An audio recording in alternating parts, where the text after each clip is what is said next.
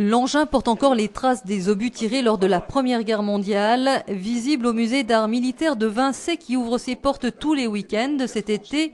Un lieu unique pour découvrir les conflits de 1870 à 1990.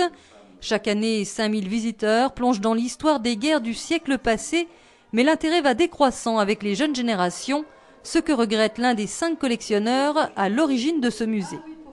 Alors, quand on leur pose la question quand a débuté la Première Guerre mondiale, là, il faut à peu près 5 minutes pour avoir la bonne réponse, quoi. Et puis pour la Deuxième Guerre mondiale, c'est surtout les petits garçons, les petits gamins qui reconnaissent les armes que nous, on a d'exposer, parce qu'ils ont ces objets-là dans leurs jeux vidéo, quoi. L'armée leur fournissait dans les régiments, dans les sections, un livret qu'on a ici, d'époque 1917, comment se servir d'un poignard. Ou frapper. Pour tuer qui? L'ennemi qui était en face. Hein. Et puis, il n'y a pas d'ambiguïté, parce que vous reconnaissez bien l'uniforme de l'ennemi. Hein. Il est là. Et pour se passionner, la réalité des scénographies, la cruauté des conflits rappellent que la guerre n'a rien d'un jeu.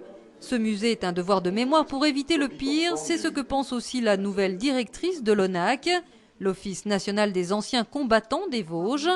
Les conflits ont changé de lieu, mais l'engagement répond toujours aux mêmes valeurs. La perception a beaucoup évolué puisque les guerres du XXe siècle, c'est là où on défend son territoire, sa commune. Je crois que ici, c'est très révélateur, particulièrement dans le Grand Est.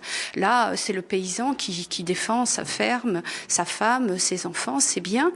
Les guerres d'aujourd'hui, les guerres du XXIe siècle sont donc en dehors de notre territoire. Donc, il est beaucoup plus difficile pour les jeunes générations de pouvoir appréhender ces conflits.